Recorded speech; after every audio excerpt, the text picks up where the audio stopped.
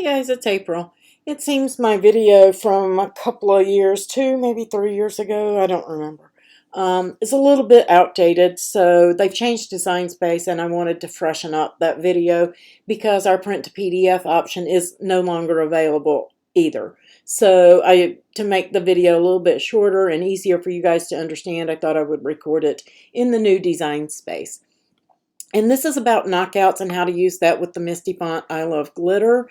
And if you need that Misty font, it's on DeFont for free, or you can go to mistyfonts.com and it is on her site and how to use it. I'm going to give you a little bit of an overview of how you use it here. And if you are going to be selling your project using that Misty font, you need to purchase the Misty font I Love Glitter on fontbundles.net, and I will leave a link down below for that font. So let's get started. The first thing you need to do is open up your Design Space and of course install your fonts first. I've already got mine installed. If you need help installing, let me know. I also have videos for installing, and they have instructions on the site as well. So once you come over, you're going to get your last or your name, whatever it is that you want to use. And right now what's popular is the mom. So I'm just going to type mom in caps. Now you can use your Cricut font on this and you can bold it up. It's a common font that we use for this project. Also Times New Roman. That one looks like this. And we're going to bring that one in here, and that's the way this one looks, and you can beef it up as well. And then another common font we can duplicate this is Impact. Let's go in, and Impact I think is a free font as well on DeFont. But again, you need to be purchasing your fonts if you're selling and not using the previews on DeFont. Check the licenses. Some you can use, some you can't. So you have 3 different looks here, and it's going to depend on what you want, what look you're going for. So practice with them, and you can see that they're all very different. But you can use any of your base fonts for this that you want to use. And I'm just going to go with, I think I'm going to go with the Cricut font because I like the thickness of this without all the thin lines. That way, if I'm using adhesive vinyl, it's going to stick well. And if I'm using heat transfer vinyl, I've got plenty of girth there on that. And I don't have so many thin lines because the I Love Glitter font is thin enough on its own. So I've got this here, but I don't like how far apart it is. So I'm just going to letter space it in. Doing all your spacing and everything before you get started is best. So now I have this like I want, and I'm just going to pull it down here out of my way. I don't need it yet, but I am going to duplicate it in case I mess up or anything like that. Then I've got one that I haven't done anything to. And I'm just going to weld them, select them and weld. That way they're welded together and you don't have any problems with slicing. You shouldn't unless you ungroup. When you ungroup, it makes it 3 different images. So if you've ungrouped to do your letter spacing, you need to weld it so that you can do the next step without any issue. I just do it just so that it's already done and I don't have to worry about it. Next, you're going to get your text. And let's just say, I'm just going to use mine and my sister's name. And you want to do lowercase for this. Now with the Misty font, oops, she doesn't have an I in her name. So with the Misty font, you're going to go up and you're going to select your font, and it's I Love Glitter.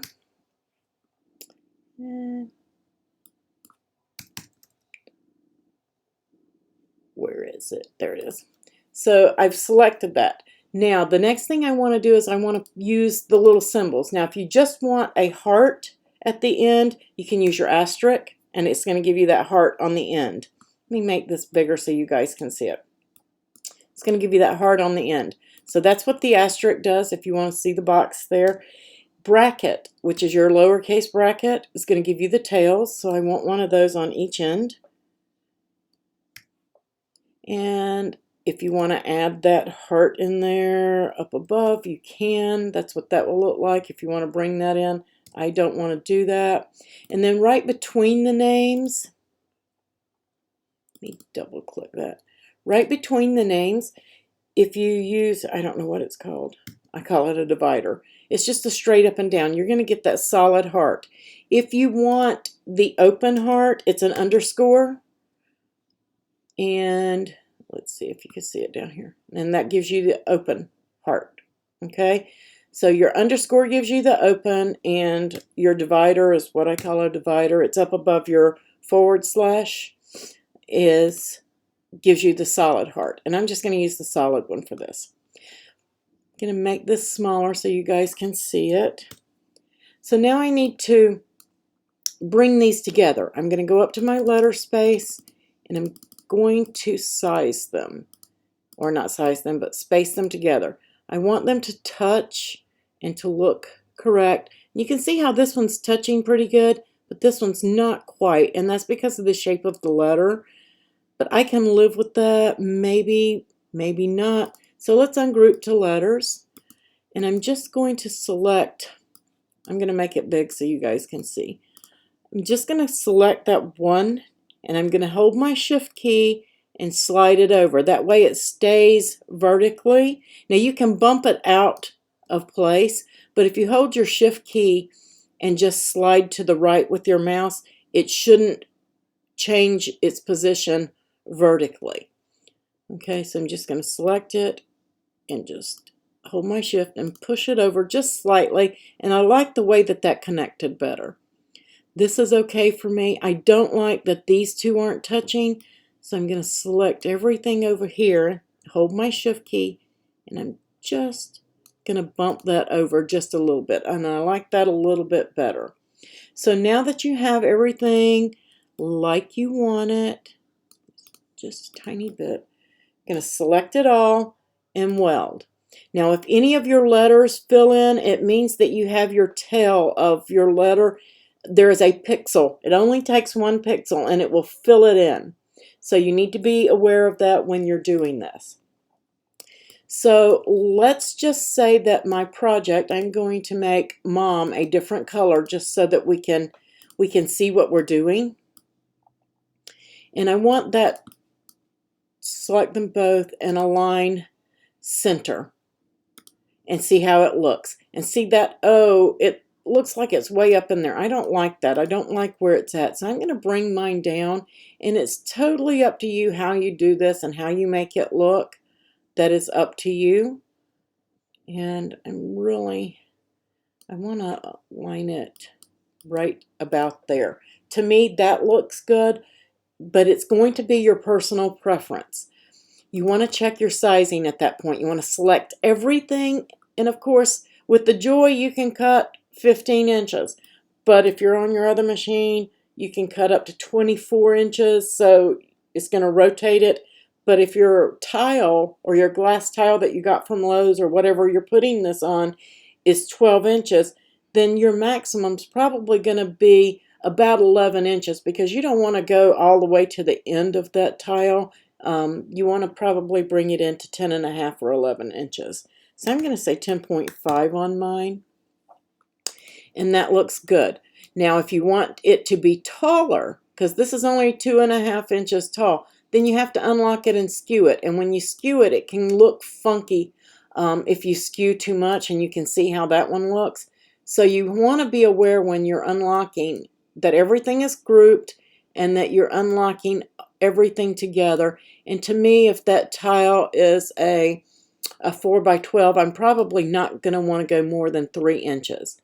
So that looks really good to me. It's 2.9. That's really close to 3 inches, and 244. So I'm going to live with that. So I'm going to lock my lock back so that I can finish my project.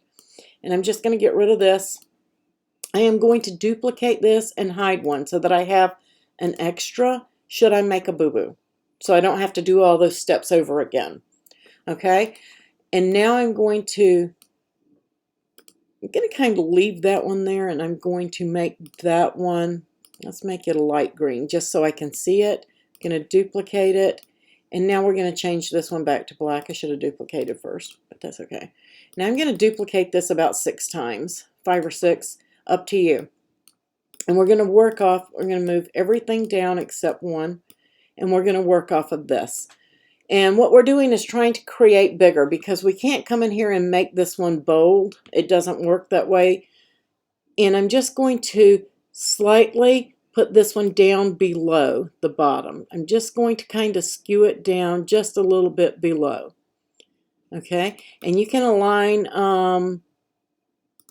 horizontally on that one if you want to. I just kind of eyeball these. Then I'm going to take one and go up to the top right here and just slightly place it at the top.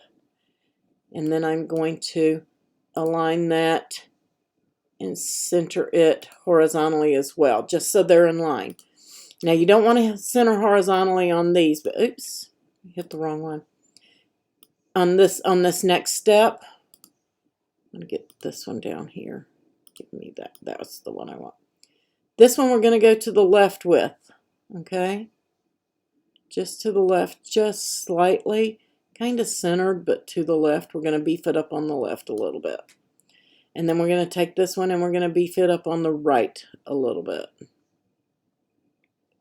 And I know it looks a little bit funky. It's going to. And then I'm going to kind of bring this one in and kind of smooth up some of my lettering just a little bit. Again, you're not going to get a true shadow layer with this method. I'm going to show you how you can get a true layer, but you can do this in Design Space. And you can layer up as many as you want till you get it like you want it. And I'm going to weld that. Not worried about those dots not lining up, things like that. That's really not my concern. Going to arrange and move this to the front, and I'm just going to check. I'm going to line center and see if it covers all the way around. That's all I want. I just want to see if I have coverage all the way around, and I do. So I'm just going to undo because I want that one to stay back where I had it. And it's going to take my computer just a minute to catch up. I clicked it too fast. Let me go. There we go. I want that guy back up there. Oh well, I'm not going to fight with my internet. I'll just have to replace it.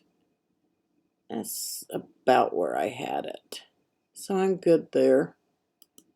I think that looks pretty good. So I'm good with that. I'm going to take this and I'm going to place it right behind there. Right how I want it. Everything is covered. And now I'm going to select that top layer, my green layer, just going to hide it. Going to select these two and slice. Now I'm going to get rid of this, going to get rid of this, and I'm going to get rid of this. Okay, and I can see that my eye cut there and it kind of looks all weird and funky. I'm just going to go to my contour. And I'm going to hide that because that looks kind of weird to me. And I'm just going to come in here and get me a shape. And that's kind of a square dot. So I'm going to grab a square. There we go. And just going to bring that in. Just about where I think it should be. I'm going to unhide that one, arrange, move it to the front, and then we're just going to arrange, move it backward. I'm just playing with this little square right here, just to get myself a knockout for it.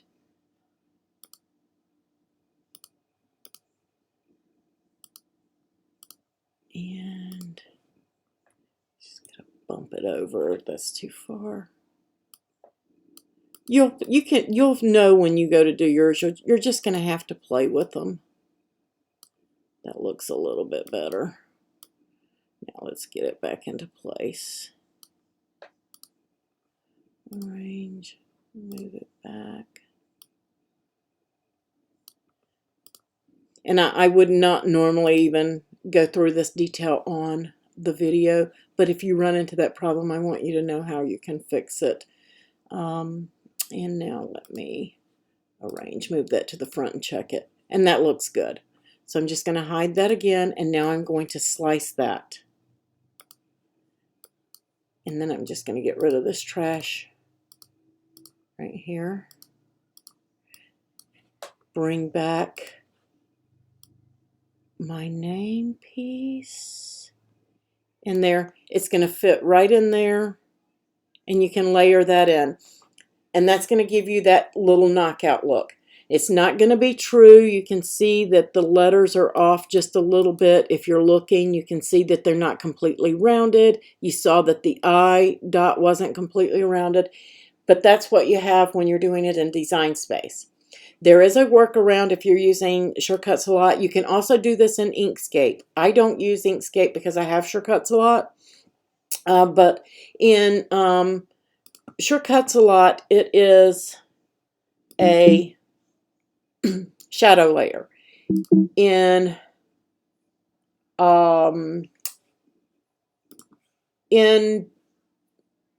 Inkscape, it is called an offset, I believe. Again, I don't use Inkscape, but you can do it. And the easiest way to do it here is you're just going to get your text, and you're going to, with your text selected, you're going to go and get your I Love Glitter. And you can do both of your in this thing, but I usually just do my I Love Glitter, and it's right. I just passed it. There it is. My I Love Glitter font, and I'm going to type everything that I need. It's going to connect it for me. There's my bracket. I'm going to come over here, forgot my bracket.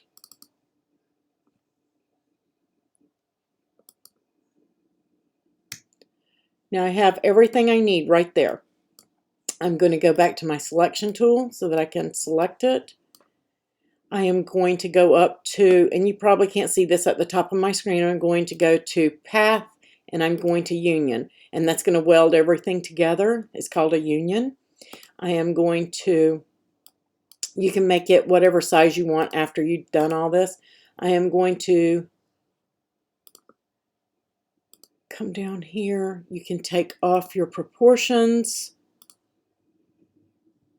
right there. And if you want to stretch it to be a little bit taller, then you can right there. So everything is connected like it's supposed to be with the font. It's already welded. You're going to then right click, go to, select it. There we go. Right click, go to Appearance, add a shadow layer, and you can determine how big you want your shadow layer to be. Okay. You can slide it in, or you can type it in, however you want it. And that looks good to me. I'm going to make it a blackout shadow just so that I don't have to deal with bunches of tiny pieces. I'm going to say OK. Going to go up to the top again to File. Let me see if I can get my window to show you. It probably will not. Anyway, at the top on your SureCuts a lot, go to File. You're going to go to Export. You're going to go save it. I'm going to go I love and save it to my desktop. I'm going to make sure it's Design Space compatible. I'm going to say OK. I am then going to close out my Escal. Don't need it. Now remember, I saved one of these that I didn't do anything to. I'm going to unhide that. Let's look at the difference and how much easier it was with Escal or with Inkscape. I'm going to go to Upload, Upload, going to Browse. I am going to get my I Love SVG, going to open it. I'm going to name it, I'm going to tag it, I'm going to save it, and then I am going to insert the image. Here it is. I'm going to place it where I want it. Make sure you size it if you need to size it. Then I'm going to ungroup it. I'm going to hide this piece. I'm going to select those two. I am going to slice it. I'm going to move this out of the way. I'm going to get rid of all of this trash. Boom, I am done. And everything fits like it's supposed to, giving me a little bit more space. You can see the difference that your SureCuts a lot is going to make with that. So super easy, super simple, and much more cohesive if you do it in an outside program. Hopefully soon they will give us a shadow layer or an offset layer in Design Space where we can do that. You can also go to your text and you can look in your fonts and go to your filter, look for multi-layer fonts, and then you can use those shadow layers on some of these other fonts and use those for your cutout. And then you're going to get that smooth, and it's going to be, you're going to get that smooth because you would use this for cutout and then this to place in. So you can look for fonts in there that already have a layer, or you can make your layer. Just remember, when you're making your layers, they are not going to be 100% true cutouts or knockouts. You have to use an outside program at this time to get that. Hope that this helps you guys out. If you have any questions or you want me to show you anything else, please just let me know. I'm happy to do so. You have a great weekend.